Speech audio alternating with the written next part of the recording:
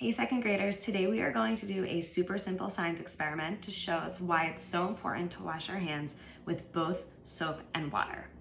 To do this experiment, you will need three things that I'm sure you can easily find in your kitchens.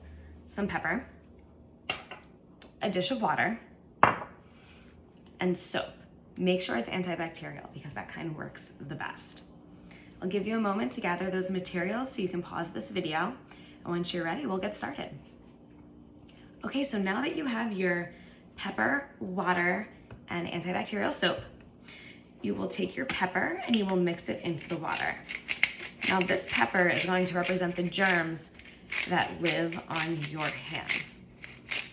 Make sure you put a good amount of pepper into your water mixture.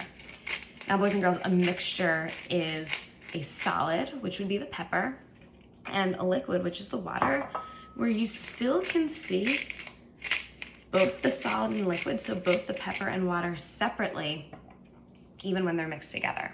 So here is your pepper and water mixture. Like I said, you can still see the pepper is separate from the water, meaning it is a mixture of the two. So you're going to take a finger, put it in, and you'll see that the pepper does stick to my finger when I only use the water. Now looking at that, if the pepper is supposed to be the germs on our hands, do you think if we wash our hands with just water, germs will still be on our hands? Yeah, that's right. So just water isn't going to be good enough to get rid of all of the germs. Now, let's find out what happens when we use some soap. All right, so now that I have the soap on my finger, let's see what happens when I put it in the dish of my pepper water mixture. Whoa. Look at that. Did you see how all of that pepper jumped away from the soap? So hopefully you noticed, boys and girls, that the soap, when it was added to our pepper and water mixture, repelled the pepper or the germs.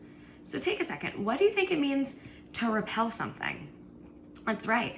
So if something is repelled, it wants nothing to do with it, right? So the pepper wanted nothing to do with the soap. It jumped away, it pushed away, it got as far away from the soap as possible. So let's think, if we're washing our hands with just water, we know the pepper is still going to stick to our hands, or the germs are still going to stick to our hands, right? But if we add soap, it's going to repel or push those germs away, making our hands a whole lot cleaner. So next time you wash your hands, make sure you use a lot of soap and wash very, very thoroughly. Thanks so much.